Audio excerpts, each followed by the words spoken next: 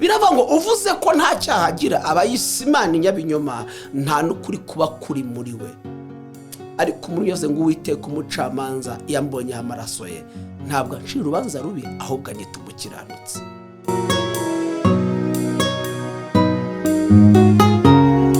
Ndabashuje mu izina rya Yesu Kristo. Imana ibaho umugisha. Reka dushimire Imana iduhaye umwanya kugira ngo tuganire ijambo ry'Imana, kandi namwe tubashimire nyine ko mwafashe umwanya wanyu kugira ngo mukurikirane ijambo ry'Imana ndetse n'ibindi bitandukanye bijyanye na gospel binyura kuri Sam TV. Reka dusenge maze tuganire ijambo ry'Imana. Turagushimiye kuri Imana nziza, tugushimiye neza n'ubuntu bwawe, tugushimiye umwanya mwiza uduhaye kugira ngo tuganire ijambo ryawe. Unshoboze kuko njye ntabwo nabyishoboza, maze abagiye kuritega amatwi rigira icyo rikora mu mitima yabo, mu izina rya Yesu Kristo, amen. Reka dusome mu Byahishuwe ibice ni 2, umurongo wa 5 tugeze ku murongo wa 7. Aravuga ngo nuko ibuka aho wavuye ukagwa, wihane ukora imirimo nk'iya mbere, kuko nutabikora nzaza aho uri, nkure igitereko cy'itabaza cyawe ahacyo nutihana. Ariko ubu mfite icyo ngushimira, nuko wanga imirimo y'Abanikorayiti, iyo nanjye nanga. Ufite ugutwi niyumve iby'umwuka abwira amatorero. Unesha nzamuha kurya ku mbuto z'igiti cy'ubugingo kiri muri paradizo y'Imana, amen. Ndagira ngo tuganire ijambo numva riri ku mutima wanjye, ijambo rivuga ngo Imana iguha imbaraga zo kunesha. Imana iguha imbaraga zo kunesha. Iyo tuvuze ngo Imana iduha imbaraga zo kunesha, Pawulo hari amagambo yavuze, aravuga ngo nifuza gukora ibyiza, ibi bikantanga imbere. Aravuga ngo ariko nshobozwa byose na Kristo umpa imbaraga. Iyo tuvuze ngo Imana iduha imbaraga zo kunesha rero, nuko tuzi ko tutabishobora twebwe ubwacu. Kamere y'umuntu byanga bikunda, hari byidashobora, ariko Mwuka w'Imana ni udushoboza kunesha. Rero ndashaka ko tuganira ijambo ravuga ngo Imana iguha imbaraga zo kunesha. Luka 1:80 hari ijambo rivuga ngo uwo mwana arakura bwiza imbaraga z'umutima, akurira mu butayu kugeza igihe yerekewemo Abisiraheli. Bibiliya iravuze ngo nukwibuka aho wavuye ukagwa, wihane. Buriya ikosa si ugukosa, ikosa ni ukudakura isomo mu makosa wakoze. Buriya abantu benshi barakosa, ariko mu makosa wakoze wigiyemo iki? Ese ni irihe somo ukuye muri aya makosa rizagufasha kutongera gukosa? Biravuze ngo nukwibuka aho wavuye ukagwa, wihane. Hari igihe byabaye ngombwa ko watakwa n'intege nkeya, ariko Bibiliya iragusaba gusubira, kongera kwisubiramo, ngo wa mwana w'ikirara ngo aho yarari yisubiyemo, yitekerejeho, yibuka ko yakoze amakosa, yibuka ko ibyo ari guhura nabyo ari ingaruka z'ibyo yakoze. Reka mbabwire, hari ibintu duhura nabyo bizanywe n'ingaruka z'ibyo twebwe twakoze. Biravuga ngo ibuka aho wavuye ukagwa. Uyu mwana ngo yisubiyemo, aricara, yibuka yuko nubwo ari mu buzima bugoranye buzanywe n'ingaruka z'ibyo yakoze, ariko ngo yibuka ko kwase hari ibyo kurya. Aravuga ngo nubwo nasubira iwacu sinongere kwitwa umwana, kuko yumvaga bidashoboka. Basi nzitwa umugaragu ariko ndi kwa data. Ariko ibyo byazanywe nuko yisubiyemo. Iyo umuntu yisubiyemo hari ibyo akosora. Iyo umuntu yisubiyemo hari ingamba afata. Iyo umuntu yisubiyemo hari imyanzuro afata kugira ngo atazongera kwibona muri bya bihe bitamugendekeye neza. Ngo yisubiyemo, aravuga ngo nsubiye kwa data. We yaje atiteguye kwakiranwa ubwuzu nk'ubwo bamwakiranye, ariko se ngo amubona aturutse kure, anezezwa nuko wari warabuze yongeye kuboneka. Muzi ukuntu iyo nkuru yagenze, ngo aramwishimira, bamudodeshereza ikanzu, bakoresha ibirori. Yewe ngo n'umuvandimwe ababazwa nuko bakoresheje ibirori ku muntu wari warazimize. Arabati ko byose ari ibyawe, ibyanjye byose ko ari ibyawe, kuki utashimishijwe nuko mwene so yabonetse? Ariko ibintu byose yakorewe, ikanzu yadodesherejwe, cyaturutse kwisubiramo. Biravuga ngo nukwibuka aho wavuye ukagwa, wihane ukora imirimo nk'iya mbere, kuko nutabikora nzaza aho uri. Muri make iyo umuntu amaze kwisubiramo akora nk'ibyiza yakoraga. ariko wumve n'ikibazo ngo nutisubiramo nutabikora hari iby'Imana izakwambura, hari ibintu Imana izakunyaga, hari agaciro wari ufite kazakurwaho nuko wanze kwisubiramo. ariko uzi kugira ngo ukore ikosa umuntu akubwira ngo usaba imbabazi ndakubabarira, hakaburi niba hari ikintu cya mbere gikomeye no gusaba imbabazi. Benda gusaba imbabazi biravuna, kandi niba hari ikintu cya mbere gitanga amahoro kusabye imbabazi nuzisabwe nuguca bugufi. Uzarebe ku bantu bafite abana, nk'iyo umwana yakoze amakosa ukamugirira uburakari ukumva uri buze kumuhana, umwana akagira umutima wo kuza guca bugufi. Reka ubwire kuvuga ngo mbabarire bihita bicubya bwa burakari ntumenye ahantu bugiye. Nubwo wamuhana kugira ngo umwereke ikosa yakoze, ariko uburyo wari kumuhana atasabye imbabazi sibwo buryo umuhana mu yasabye imbabazi. Bibiliya yavuze ngo nukwibuka aho wavuye ukagwa wihane ukora imirimo nk'iya mbere, kuko nutabikora nzaza aho uri nkuri igitereko kitabaza cyawe hacyo nutihana. Muri make kutihana kwawe hari ibyo uzanyagwa, ariko kwihana kwawe hari ibyo utazanyagwa. Imana iguha imbaraga zo kunesha, Imana iguha imbaraga zo kunesha umutima ukora icyaha, ariko iguhe n'imbaraga zo kunesha umutima udashaka kwihana mu gihe wakoze icyaha. Biravuga ngo uvuze ko nta cyaha agira abayise Imana inyabinyoma, nta n'ukuri kuba kuri muri we. Ariko umuntu yose ngo Uwiteka umucamanza yambonyeho amaraso ye ntabwo ancira urubanza rubi, ahubwo anyita umukiranutsi. Mujye muri hano mu bisanzwe, iyo umuntu yakoze icyaha agasaba imbabazi hajya habaho kugabanyirizwa ibihano. Ku Mana rero hirya y'imbabazi nta rubanza. Umurongo wa 6 avuze ngo ariko rero ufite icyo ngushimira, nuko wanga imirimo y'Abanikorayati iyo nanjye nanga. Make nubwo hari ibyo akugaya ariko hari n'ibyo agushimira. Abantu hari ukuntu turemye, hari ukuntu duteye, ugasanga niba umuntu agukoreye ibintu byiza 10 yakora ikintu kimwe kitari cyiza kikaza kigasiba bya bintu byiza byose yakoze, ukagira ngo nta kiza yigeze gukorera. Noneho ukibagirwa ko nubwo ubabajwe n'ikintu kimwe kibi yakoze hari n'ibyiza yakoze.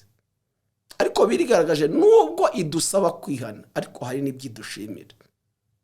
Umurongo wa 7 havuga ngo ufite ugutwi niyumva iby'umwuka bwira amatorero, unesha nzamuha kurya ku mbuto z'igiti cy'ubugingo kiri muri paradizo y'Imana. Unesha, ufite ugutwi niyumva iby'umwuka bwira amatorero.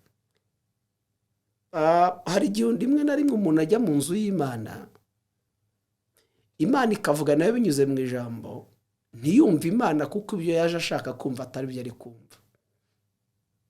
Hajya umuntu ajya mu rusengero agira ngo yumve ko Imana ivuga ku by'akazi. Imana yavuga kwihana ugasanga ntari kubyumva kuko ntari kumva ibyo yaje ashaka kumva. Kandi ushobora gusanga urufunguzo rw'akazi ruri muri cya kindi Imana iri kuvuga, ariko ntashake kumva icyo Imana iri kuvuga, agashaka nyine ko bavuga icyo yashakaga kumva. Kandi ushobora gusanga urufunguzo rw'icyo yashaka kumva kiri mu rufunguzo rw'iby'Imana iri kuvuga. Yavuze ngo ufite ugutwi niyumva iby'umwuka abwira amatorero, unesha nzamuha kurya ku mbuto z'igiti cy'ubugingo. Unesha, hari ibintu unesha azahabwa, umuntu utazanesha atazahabwa. Imana idusabye kwihana, idusabye kwisubiramo, tugakosora ibitaragenze neza, tugakora imirimo myiza. Haleluya. Itwibukije yuko hari ingororano, hari umugisha w'abantu banesha. Muma munteze amatwi mugabo musore, mwifurije ngo Imana iguhe imbaraga zo kunesha. Ibiturwanya byo ni byinshi, ibidushaka ko tugwa mu nzira ni byinshi, ariko ngusabiye imbaraga zinesha. Hahirwa uwihanganira ibimugerageza, kuko namara kwemerwa, kuko namara kunesha nzamuha. Hari ibintu bizahabwa abantu banesheje, hari ingororano zizahabwa banesha. Bibiliya igaragaza bagiye banesha, Aburahamu baranesheje. Njya nkunda amagambo Pawulo yavuze abwira Timoteyo ubwo yari arimo asoza urugendo rwe, aramuhamagara ngo mwana wanjye, yari yaramubyaje ubutumwa bwiza. Murabizi yari umwana we mu by'umwuka.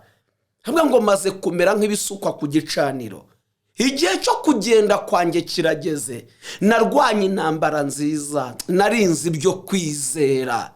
Haleluya. Ibisigaye mbikiwe ikamba ry'ubugingo, iry'umucamanza utabera azamakuru rya munsi. Ariko si jye jyenyine, n'abandi bakunze kuzaboneka kwe bose. Haravuga ngo hazaza ibihe birushya, hazaza ibihe birushya. Reka mbabwire ngo duhagaze mu bihe birushya, turi mu bihe bigoye. Mwene da, hari ukuntu twasomaga ibintu muri Bibiliya tukagira ngo ni ibintu bya kera cyangwa ni ibyanditswe, ariko uyu munsi ibyo turi kubona ni ibyo twasomaga muri Bibiliya tugira ngo ntago bizaba.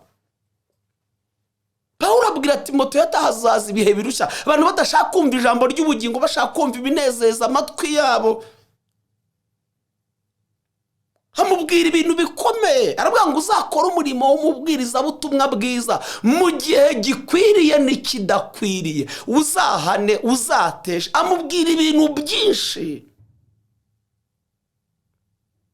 Amaze kumubwira aya magambo, hari naho yamubwiye ngo mwiburana ryanjye rya mbere ntawampagarikiye. Aravuga ngo ntibakabibarweho, ngo ariko umwami Yesu yampagaze iruhande. Reka mbabwire, hari ibihe umuntu ageramo akabura inshuti, akabura abavandimwe yahamagara ntibamwitabe, yakwandika ntibamusubize. Aravuga ngo ariko bose umwami Yesu yarampagaze iruhande. Yarashatse kumubwira ngo hari ibihe azageramo abura abantu, abura inshuti, abura abamugiraga inama, abamwitabaga ntibaba. Aravuga ngo ariko nugira no muri ibyo bintu ntabwo uzaba uri wenyine. Umwami Yesu azaba aguhagaze iruhande kugira ngo agushoboze kunesha. Dushobozwa byose na Kristo uduha imbaraga.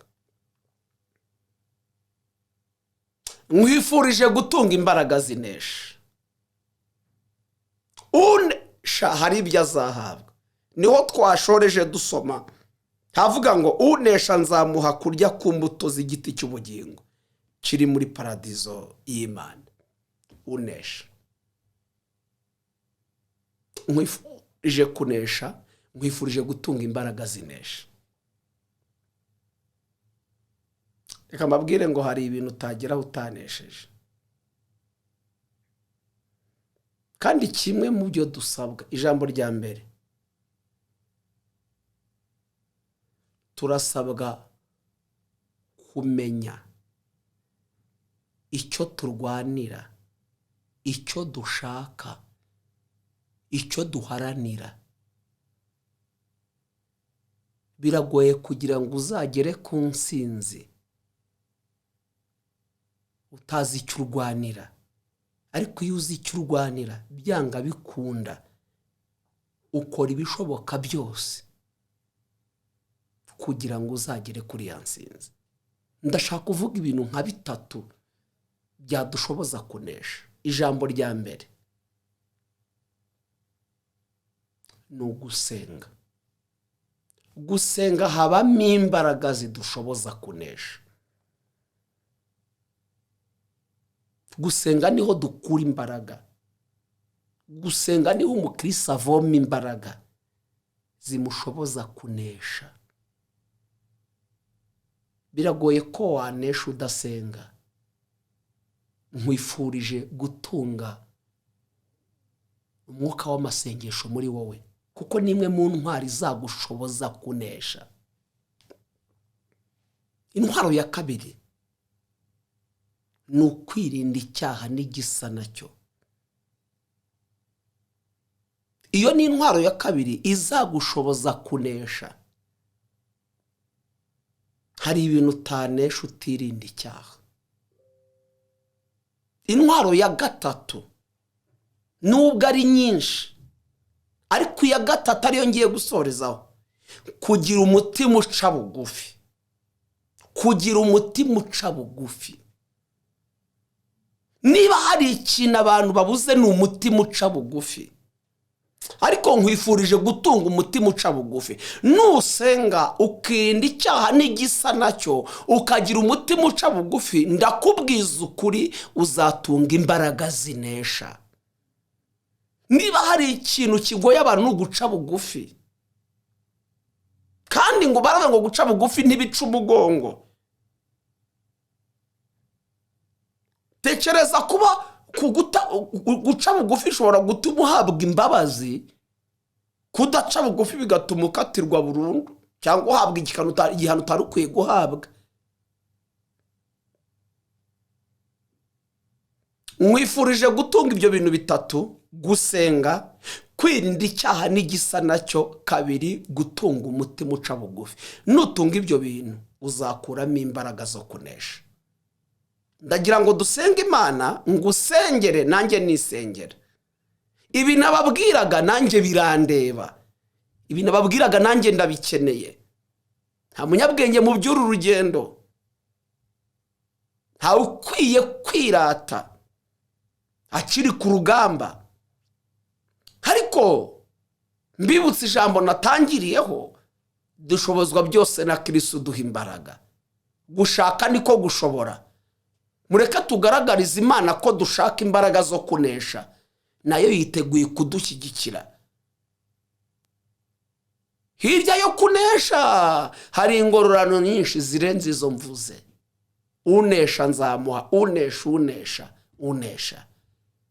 Wowe unteze amatwi, Imana iguha imbaraga zinesha. Imana iguha imbaraga zo gusenga, iguha imbaraga zo gutuma wirinda icyaha gisa nacyo, iguha imbaraga zo gutuma, iguha uwo mutima uca bugufi. Muri wo tunga igicaniro cy'amasengesho, uzatunga imbaraga zinesha. Imana ibaha umugisha, Imana ibagire neza. Ngiye kugusengera, saba Imana iguha imbaraga zinesha. Niba muri nta gicaniro cy'amasengesho, reka nkubwire ngo ugishake. Wirinde ikibi n'igisa nacyo, utunga umutima wo guca bugufi. Hari uruhare rwacu muri ibi ngibi, hari n'uruhare rw'Imana.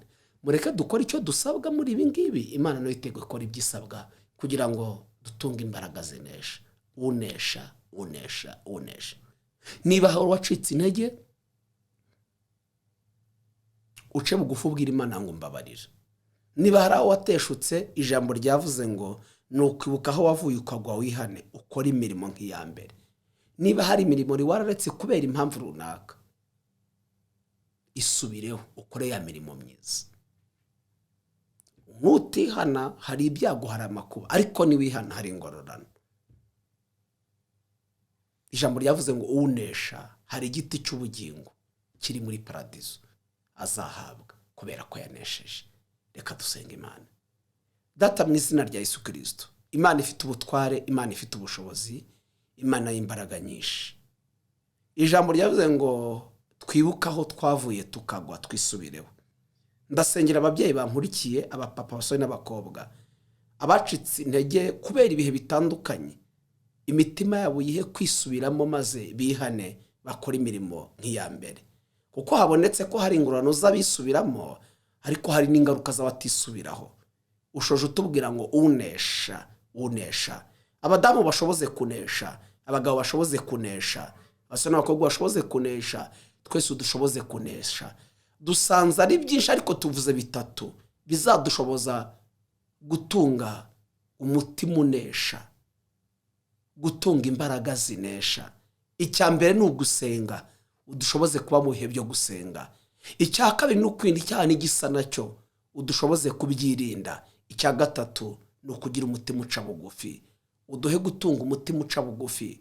Ko nasanze guca bugufi byubaka ibintu byinshi, kimwe nuko no kudaca bugufi bisenya ibintu byinshi. Ndagushimiye kubw'ijambo ryawe, uriherekeze rikora icyo waritumye. Tuzumva ubuhamya yuko hari abantu bakebuwe n'iri jambo, tuzumva ubuhamya yuko hari abantu bahindutse kubw'iri jambo, tuzumva ubuhamya yuko hari abantu bahawe imbaraga zinesha kubw'iri jambo. Buri umwe wese uriteze amatwi, buri umwe wese uryakiriye, kora impinduka muri we, rikora ikidasanzwe muri we. Tubisabye twizeye mu izina rya Yesu Kristo, amen. Imana ibahe umugisha, Imana ibagire neza, mwakire neza ijambo ry'Imana, amen.